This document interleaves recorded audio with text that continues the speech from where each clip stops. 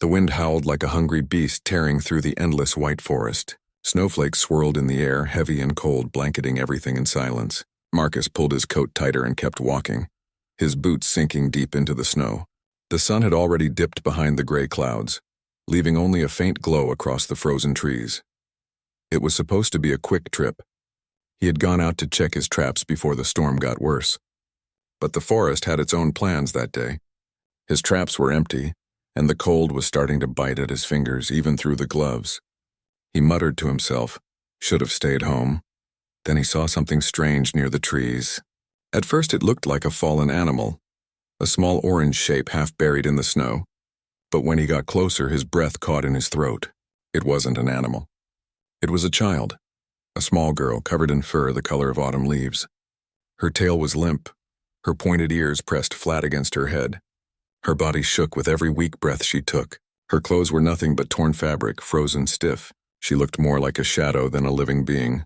Marcus froze where he stood. He had heard about them, the Vulpines, fox-like aliens who lived deep in the northern woods, avoiding humans after the wars. Some said they were dangerous. Others said they were just trying to survive. He never thought he'd see one up close, especially not like this. The girl tried to move when she heard him crunching through the snow.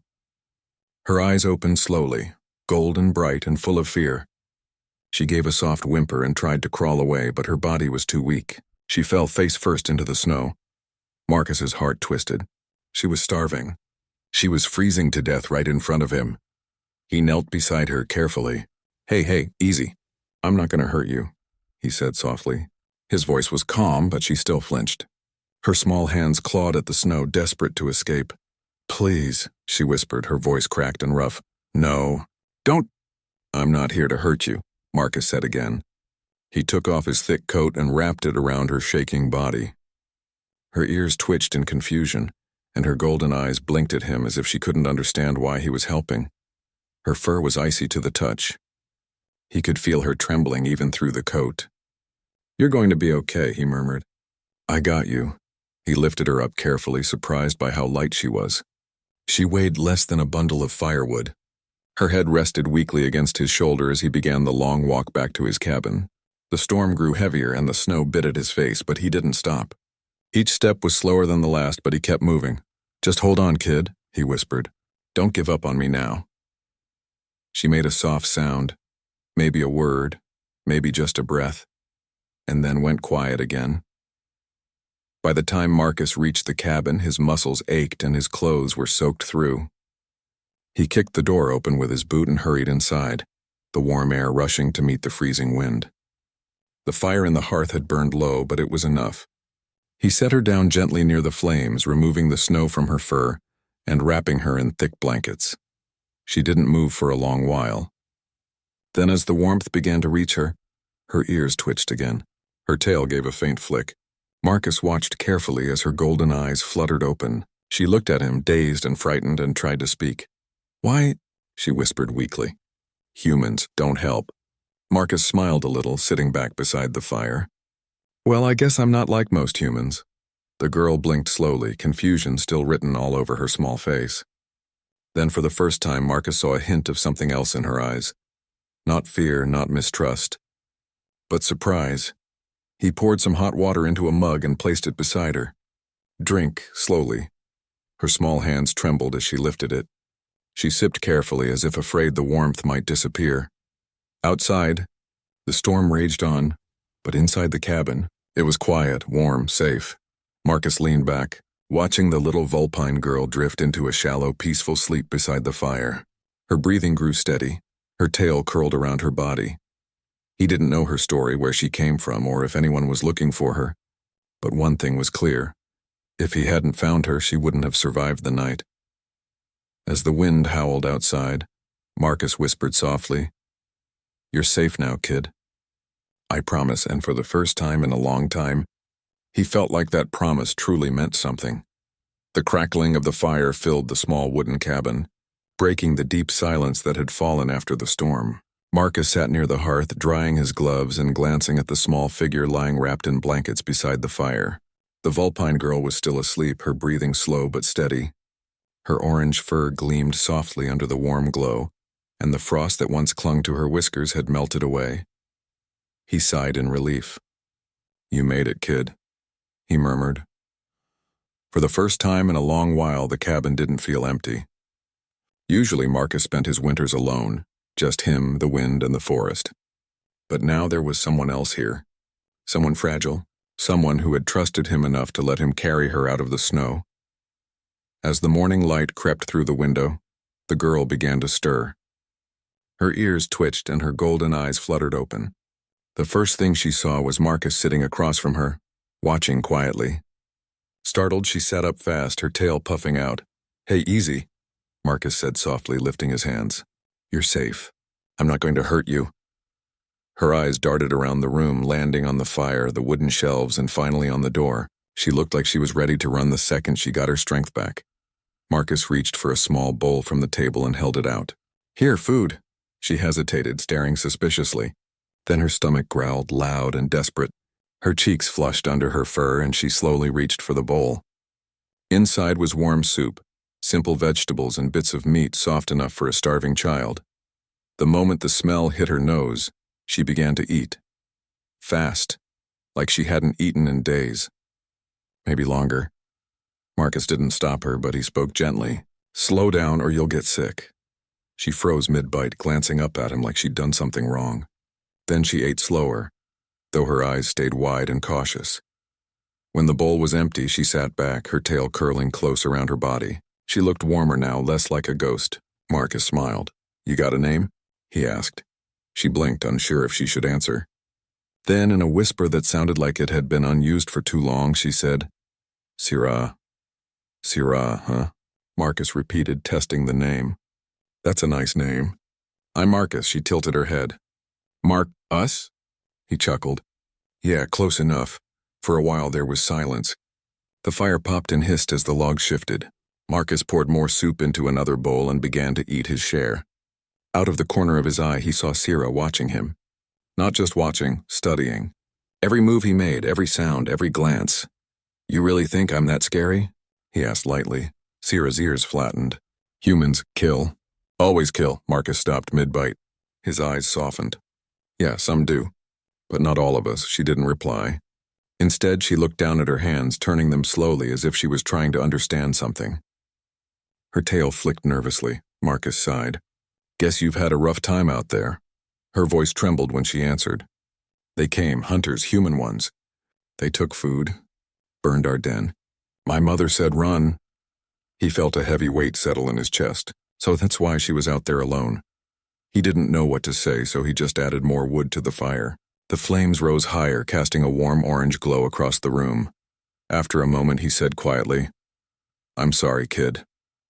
Syrah looked at him, confused. "Why sorry? You didn't burn us." Marcus smiled weakly. "Maybe not. But it was my kind who did."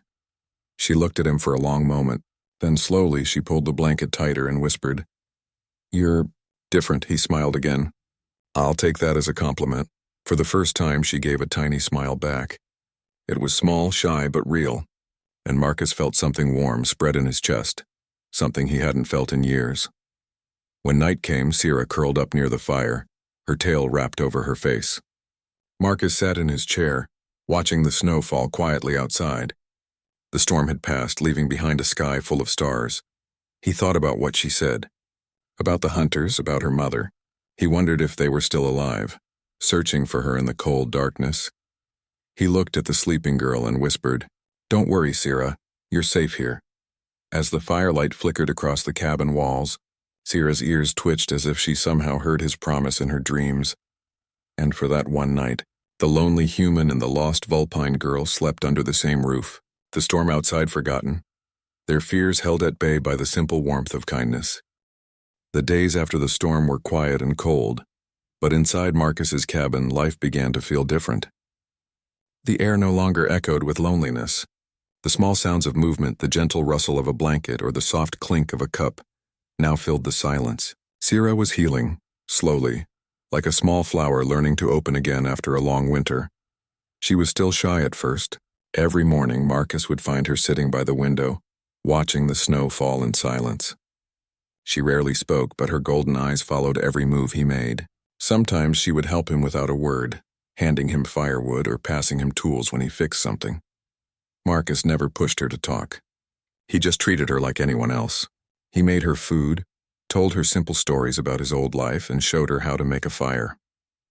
When she finally smiled for the first time, really smiled, it was because he had failed to cook something properly and burnt it to a crisp. She laughed, a quiet, shy laugh that sounded like music in the still cabin. "Humans can't cook?" she teased softly. Marcus laughed too. Not this human, apparently. That small moment broke something between them, the wall of fear that had stood since the night he found her. Bit by bit, Sira began to open up. She started asking questions, small, curious ones. Why live alone? No family? Or do all humans drink bitter black water? She asked one morning, pointing at his cup of coffee with a puzzled face. Marcus smiled at that. It's called coffee. It wakes you up. Sira sniffed it once and wrinkled her nose. Smells like burned dirt. He laughed so hard that his mug nearly spilled. You're not wrong. Those days were simple but warm. Marcus taught her small things. How to tie knots, how to light a fire, how to tell which trees made the best wood. In return, she showed him things about the forest he never knew. She could hear animals before they came close, could sense storms before the clouds gathered. It was like she carried the forest in her blood. One afternoon, Marcus caught her humming softly near the fire. The tune was strange and hauntingly beautiful. When he asked what it was, she said quietly, "A song my mother sang, so the pack wouldn't forget home." Her eyes grew sad then and her ears drooped. Marcus wanted to say something comforting, but he didn't know how. So he simply sat beside her and listened to the song until it ended. Later that night, when she thought he was asleep, he heard her whispering softly, "Mama, I'm okay. I found someone kind." He pretended not to hear, but his heart ached with a feeling he couldn't name. As the days turned to weeks, Sira grew stronger. Her fur was shinier now, her steps lighter. She helped Marcus outside, gathering firewood and checking traps. She laughed more often. The cabin no longer felt like just a place to survive, it felt like a home. But even in her laughter, Marcus sometimes saw a shadow in her eyes. Late at night, she would wake up gasping, her small body trembling from nightmares. She always whispered the same thing. "Mother, don't leave me." Marcus would kneel beside her, wrapping a blanket around her small shoulders. "You're safe, Sira," he would whisper. "It's okay." She would look at him, eyes wet with tears. "She told me to run." "I didn't want to, but I ran. I thought she would follow." He placed a hand gently on her head. "You did what you had to do. She'd want you to live." For a moment, she would just stare at him. Then she would rest her head against his chest and whisper, "You sound like her sometimes." That night, Marcus sat awake long after she fell asleep, watching the firelight flicker across her peaceful face. She reminded him of someone, of the daughter he once had before sickness took her years ago. He hadn't spoken her name in so long. But now, with Sira here, the silence in his heart had begun to heal little by little. The forest outside was calm again. The storms had ended and the snow sparkled under the moonlight. Yet Marcus knew this peace couldn't last forever.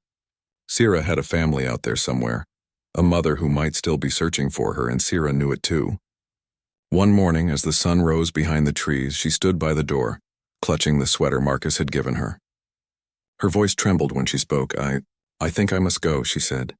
"If I don't, my mother will never find me." Marcus froze, the axe in his hand halfway through a log. He looked at her for a long moment, then nodded slowly. "You'll always have a place here, Sira. You know that, right?" Her golden eyes shone with emotion. "You are strange human. Kind. My pack will not believe me." Marcus smiled sadly. "Then make them believe." Sira took a deep breath, stepped forward, and hugged him tightly. "Thank you," she whispered. And just like that, she was gone, disappearing into the trees, her small figure swallowed by the forest that had once almost taken her life. Marcus stood there in silence for a long time, the cold wind brushing against his face. The cabin behind him felt emptier than ever, but in his heart he knew one thing: he hadn't just saved a life. He had found a piece of his own humanity again. The forest was quiet again. Too quiet. Since Sira left, the cabin had gone back to how it used to be, silent, still, and lonely. The fire burned low every night, and the only sound was the crackle of wood and the soft whistle of wind through the trees. Marcus tried to tell himself that it was fine, that it was better this way. She had found her family, and that was what mattered. But the truth was different. He missed her. Every morning, he would find himself glancing toward the door, half expecting to see her small face peek in, her golden eyes bright with mischief. Sometimes he even spoke aloud by accident. "Sira, pass me that," and then he would stop mid-sentence, remembering that she wasn't there anymore. The extra bowl he used to set at the table still sat there, empty, waiting. The days grew colder again, and the forest seemed heavier, darker. The sound of life, birds, foxes, even the wind felt muted. Marcus had lived alone for years, but now, after knowing what it was like to share warmth and laughter, the silence felt unbearable. He spent his time chopping wood, repairing tools and hunting, trying to keep his mind busy. But every corner of the cabin reminded him of her. The blanket she used to curl in, the sweater she took with her, the tiny scratch marks on the table where she had carved a shape with a knife, a small fox's tail, simple but meaningful. At night, Marcus sat by the fire and stared into the flames. "You're safe, right?" He would whisper softly as if she could hear him through the wind. "You found your mother, didn't you?" He didn't know why, but part of him was afraid that she hadn't. The wild was cruel, and he knew too well what hunger and cold could do. Still, he hoped. Winter crept deeper, and snow once again blanketed the forest. One evening, as Marcus stacked logs near the door, he noticed something strange. The forest was too quiet. The usual sound of branches cracking under snow was gone. The air felt heavy, like it was waiting for something. Then he heard it. Soft footsteps. Multiple. Slow. Cautious. Circling the cabin. Marcus froze. His instincts screamed danger. He reached for his rifle, loaded it with a steady hand, and stepped outside. The air hit him like ice. The sky was dark, and the moonlight spilled over the white ground. He scanned the tree line, eyes narrowing. That's when he saw them, shapes moving between the trees, silent and swift, not wolves. Too tall, too graceful vulpines, at least 6 of them, maybe more. Their glowing amber eyes stared back at him from the shadows. Their fur was a mix of red, brown, and white, blending perfectly with the snow. Each one carried a weapon, bows, blades made of bone and steel. Marcus tightened his grip on the rifle but didn't raise it. His heartbeat quickened. Then one of the shapes stepped forward, smaller than the rest but familiar. Sira. Marcus's breath caught. She looked different now, stronger, her fur cleaner, her posture proud. She wore a cloak of white fur that made her blend into the snow, but her golden eyes were the same warmth, the same spark. "Sira?" he said softly. She nodded. "Marcus." Before he could speak again, another figure stepped out behind her, taller, with deeper red fur and eyes like polished amber. Her presence was powerful, commanding. Her ears twitched sharply as she studied him. Sira turned to her. "Mother," she whispered, "this is him." Marcus realized then this was the leader of the group, Sira's mother. The woman's gaze locked onto him. Her voice, when she spoke, was calm but cold. "You are the human who took my daughter." Marcus lowered the rifle completely, holding his hands out to show peace. "I didn't take her. I found her in the snow. She was dying." Sira's mother tilted her head slightly, her sharp eyes never leaving him. Around them, the other Vulpines stayed silent, ready to strike if she gave the order. The tension in the air was so thick Marcus could almost feel it pressing against his chest. Sira stepped closer, her voice trembling with emotion. "He saved me, Mother. He gave me food, warmth. He helped me when no one else did." The mother glanced down at her daughter, then back at Marcus. Her tail flicked once, thoughtful. "Many humans hunt us. Why should I believe you are different?" Marcus met her gaze without fear. "Because I didn't see a Vulpine that night," he said quietly. "I saw a child freezing to death. And no one deserves that, not human, not Vulpine, not anyone." For a long moment, no one spoke. The wind moved softly through the trees, carrying the faint sound of snow falling. Then finally, the mother spoke again. Her tone had changed, softer, almost uncertain. "You have courage, human."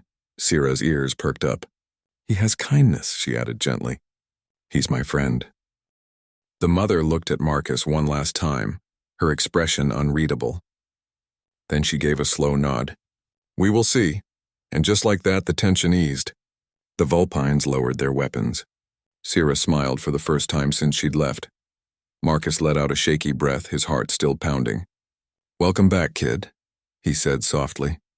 The mother stepped forward, her eyes sharp but not hostile. "You showed mercy to one of us," she said. "Now the pack will decide what to do with you." Marcus didn't move, didn't speak. He just met her gaze and said, "Then let's talk inside. It's warmer there." And for the first time in history, a human and a Vulpine leader walked side by side through the snow, into the same cabin, under the same roof, with a quiet hope that maybe, just maybe, kindness could bridge the space between two worlds.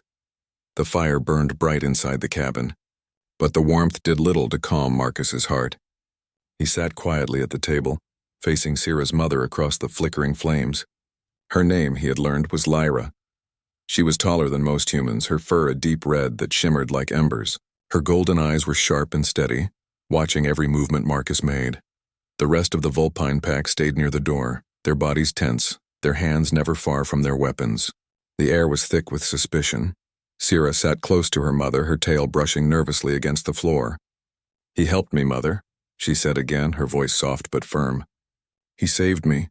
Lyra did not answer at first. She turned her gaze toward the fire, the flames dancing in her eyes. "You say he saved you," she murmured. "But humans have said many things before. They save with one hand and destroy with the other." Marcus stayed silent for a moment, then said quietly, "I don't blame you for thinking that way." Her ears twitched. "No," he shook his head. "I've seen what humans can do. I've seen the burning villages, the hunting, the greed.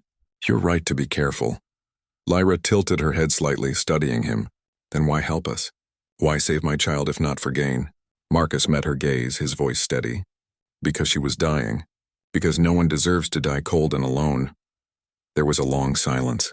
The crackle of fire was the only sound. Even the wind outside had gone quiet, as if the forest itself was listening.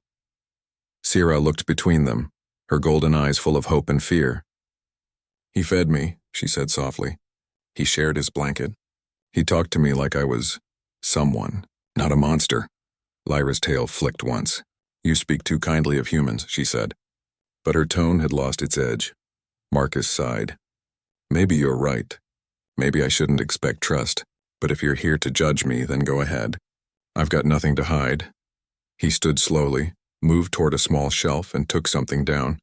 A small wooden carving. It was rough, handmade, shaped like a fox's tail. He placed it on the table in front of Syrah. "She made this before she left," Marcus said softly. "Said it would remind me of her." Syrah blinked, eyes shining. "You kept it?" "Of course," Marcus said with a faint smile. "It meant something." Lyra's gaze softened slightly. She reached out, tracing the small carving with her clawed fingers. "You could have sold her to the traders," she said quietly. "You could have earned wealth by giving her to the wrong people." "I could have," Marcus admitted. "But I didn't. I just did what I hoped someone would do for my child. If I still had one." Lyra looked up sharply. "You had a child?" Marcus nodded, his eyes dimming. "Years ago. A little girl. She got sick, and I couldn't save her." The silence that followed was deep and heavy. Even the Vulpine guards at the door seemed to lower their heads. Lyra's expression changed, her hard, sharp features softening for the first time. "I am sorry," she said quietly. Marcus shrugged lightly. "It was a long time ago, but when I found Syrah that night half buried in the snow, it felt like fate was giving me a second chance to do something right." Syrah's eyes filled with tears. She moved closer, her small hand resting on his arm. "You did do something right," she whispered. Lyra watched the two of them, and her heart stirred with something she hadn't felt in years. Trust. The bond between her daughter and this human was real, pure. Finally, she stood up and gave a short nod. "Then perhaps I was wrong." Marcus looked up. "Wrong?" Lyra's ears lowered slightly. "Not all humans are cruel, it seems." The pack behind her murmured softly. Some still looked unsure, but they followed their leader's lead. Lyra stepped forward, pulling a small pouch from her belt. Inside were dried herbs, fruit, and a small silver pendant shaped like a claw. She placed it on the table. "A gift," she said. "For your kindness. For saving what I could not." Marcus hesitated, then took it gently. "You don't have to." Lyra raised a hand. "We repay debts always." Then she turned to her pack and nodded. He is not our enemy. Sierra smiled wide, her tail swaying behind her. She ran to Marcus and hugged him tightly, her voice trembling. I told them you were good, Marcus. I told them. Marcus laughed softly, patting her head. Guess you were right, huh? Lyra watched them both, a faint smile ghosting her lips. We will leave by dawn, she said quietly. But know this, human. Our kind remembers, and you will not be forgotten. And as the night grew still again, Marcus realized something. He had not only saved a life, he had built a bridge between two worlds that had always lived in fear of each other. The storm of hate that once ruled their hearts had begun to melt, just like the snow outside his cabin, and it all began with a simple act of kindness. Winter passed slowly that year. The snow melted from the trees and the river began to sing again. Marcus's cabin stood quietly by the woods, surrounded by the soft hum of life returning to the forest. But even as the world warmed, his heart felt strangely empty. It had been weeks since the Vulpine pack left. Every morning, Marcus still checked the path that led into the woods, half expecting to see Sierra's bright eyes or hear her light steps. But the forest stayed silent. Only the wind answered him, whispering through the trees. He told himself not to hope. The Vulpines had their own world, one that humans had nearly destroyed. Why would they return to him, a lonely man with nothing to offer but fire and food? Still, some nights he left the lantern burning outside, just in case. Then one cold morning he heard it, a sound, soft at first, then growing clearer. Footsteps, many of them, and voices that weren't human. Marcus stepped outside, his breath forming clouds in the air. Through the mist, figures appeared, tall, graceful, their fur glowing under the rising sun. Vulpines. A dozen of them, moving with purpose and pride. At their head walked Lyra, and beside her, smiling as bright as spring itself, was Sierra. Marcus's heart jumped. Sierra? Her ears perked. Marcus! She cried, running forward. She threw her arms around him, her tail swaying happily. I told you we'd come back. He laughed, surprised and moved. You really did. Lyra approached, her eyes calm but kind. You kept your word, human. And so have we. Marcus frowned slightly. Your word? She nodded to the others. The Vulpines began unloading small wooden crates, cloth bundles, and woven baskets from their backs. They placed them carefully near the cabin wall. What is all this? He asked. Gifts, Lyra said simply. Food, medicine, tools. Things our pack made for you. Marcus blinked, speechless. You didn't have to, Lyra interrupted softly. You gave without asking. Now we give back. Sierra beamed proudly, lifting a wooden box. I made this one, she said, placing it in his hands. Inside was a small collection of hand-carved figures. Tiny animals, all with delicate detail. A fox, a rabbit, even a bear. Marcus smiled, emotion thick in his throat. You've been busy. I wanted you to have something to remember us by, she said, tail flicking happily. Even if we're far away again. He looked around, seeing the rest of the Vulpines setting up near the cabin. Some repaired his roof with fresh wood. Others patched holes in the fence. It felt like a festival full of quiet laughter and teamwork. Marcus stood there in awe. For the first time in years, his home didn't feel empty. It felt alive. Lyra walked up beside him, watching her pack work. We have not trusted humans for a long time, she said quietly. Your kind hunts us, drives us away. But you showed something different. My daughter calls you friend. That means much to us. Marcus smiled softly. She saved me too in her own way. Lyra turned to him. How so? He looked at the forest. Before she came, I was just surviving. Waking up, working, sleeping. Nothing more. But helping her reminded me that there's still good left in the world. That maybe I could be part of something again. Lyra nodded slowly, understanding in her eyes. Then perhaps fate meant for our paths to cross. The rest of the day was filled with life. Sierra told him stories about her pack, how they had been rebuilding their village deeper in the woods, how her mother had started trading again with nearby tribes. She laughed easily, her voice light as wind through the leaves.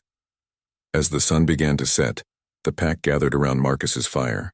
They shared their own food, sweet roots, smoked meat, and fruit that tasted like honey. Marcus brought out his old guitar and played softly, the sound filling the air like a gentle lullaby. Sierra leaned against her mother, eyes half closed. It feels like home, she whispered. Lyra looked at Marcus, her expression warm. You are welcome among us, Marcus. If ever you need a place to stay, follow the river east until you find the red stones. There you will find our camp. Marcus nodded, deeply moved. Thank you, truly. When the stars came out, the pack prepared to leave again. Sierra hugged him tightly, her fur brushing his cheek. I'll come back, she promised softly. This isn't goodbye. Marcus smiled faintly. I'll keep the lantern burning. Lyra placed her clawed hand on his shoulder. May the forest guard you, human. And then, just as quietly as they had come, the Vulpines vanished into the silver woods. Marcus stood there for a long time, staring at the gifts they left behind. His heart felt full, not with sadness this time, but with peace. For the first time in years, he knew he wasn't alone anymore. Somewhere out there, a pack of Vulpines carried his name with respect, and one small fox girl called him friend. He looked toward the dark forest and whispered, You're welcome home any time, Sierra. The night wind carried his words softly through the trees. The days turned peaceful after that. Marcus's cabin stood strong, filled with warmth and laughter that still echoed in his memory. Every morning he looked at the small carvings Sierra had given him and smiled. They reminded him that kindness still mattered, that friendship could grow even in the coldest winters, but peace never lasted long in the wild lands. One evening, while Marcus was chopping wood behind his cabin, he heard something strange, distant shouts, the crack of rifles and the bark of hunting dogs. His heart froze. Those sounds were all too familiar. Human hunters. He ran to the front and saw smoke rising from the edge of the forest. The hunters were moving in formation, torches in hand. He knew their kind, poachers who killed Vulpines for their fur for money. Marcus's chest tightened. They were heading straight toward the forest where Sierra's pack lived. He dropped the axe and started running. Branches whipped against his face as he sprinted through the woods. His breath came in sharp gasps, but he didn't stop. The sound of gunfire echoed through the trees. He followed it, praying he wasn't too late. When he reached the clearing, he saw chaos, traps scattered, fires burning, and frightened Vulpines trying to protect their young. Lyra's voice rose above the noise, commanding her pack to fall back, but the hunters were many. Without thinking, Marcus rushed forward. Stop, he shouted. Leave them alone. One of the hunters turned, his face twisting in surprise. Marcus, what the hell are you doing here? Marcus recognized him. Harlan, an old trapper from the nearby village. They're not your enemy, Marcus shouted. They're just trying to live.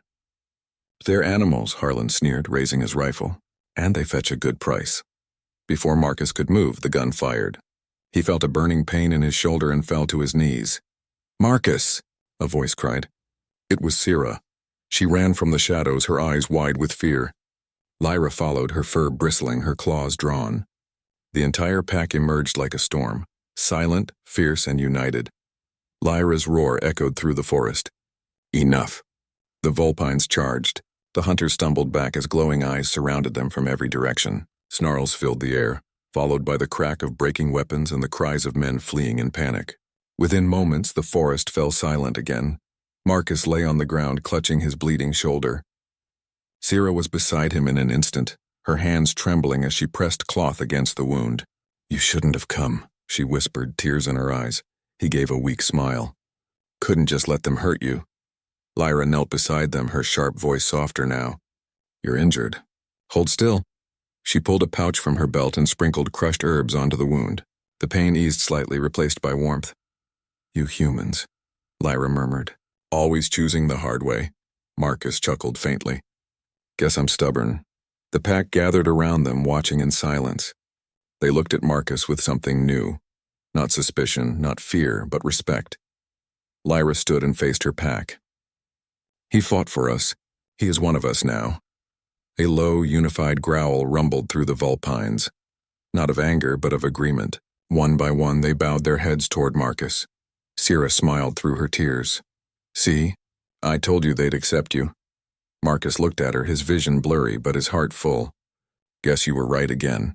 The night deepened as they carried him back to his cabin. The pack worked together, building a fire, tending his wounds, guarding the clearing. For the first time, Marcus felt truly surrounded by family. When he woke the next morning, sunlight poured through the window. Sierra sat by his bedside, half asleep, holding his hand. Her fur shimmered in the light. You're awake, she whispered with relief. You scared me, Marcus smiled weakly. You're getting good at saving people, she laughed softly. I learned from you. Outside, the rest of the pack was preparing to leave again. Lyra entered quietly, her eyes warm. The hunters won't return, she said. We made sure of it, Marcus nodded. Good. She looked at him for a long moment. You risked your life for my people. We won't forget that. She placed something on the table, a necklace made of silver and carved bone. This marks you as friend of the Vulpine. If ever you need us, show this under the moonlight. We will come. Marcus took it with trembling hands. Thank you, Lyra. She gave a small smile. No, Marcus. Thank you. When the pack departed, Sierra lingered behind. She hugged him tightly, her voice breaking. I'll come back again. I promise, he hugged her back, his eyes misting. I'll be waiting, little fox. As she vanished into the trees, Marcus sat quietly by the fire. The necklace gleamed faintly in his hand. The forest outside was calm once more, not silent, but alive. He could hear the rustle of leaves, the soft calls of the pack in the distance. He smiled. Maybe humanity wasn't lost after all. Maybe somewhere between fear and friendship, they had found something greater, understanding. And as the wind whispered through the trees, Marcus whispered back, You'll always have a home here. The fire flickered gently, carrying his words into the wild, a promise between a man and the pack that saved him.